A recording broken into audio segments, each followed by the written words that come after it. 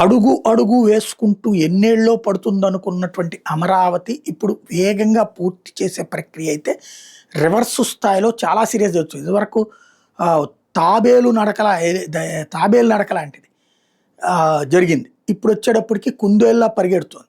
కానీ తాబేలు మన దగ్గరికి రావట్లేదు కదా అని చెప్పి కుందేలు వెళ్ళి పడుకున్న కథ చూసాం కదా, అప్పుడు తాబేలు వెళ్ళిపోవడం అట్లాంటి పరిస్థితి రాకూడదు. ఇక్కడ ఖచ్చితంగా సిస్టమేటిక్గా పూర్తి కావాలి. ఇప్పుడు మళ్ళీ వర్షాలు వచ్చినాయి.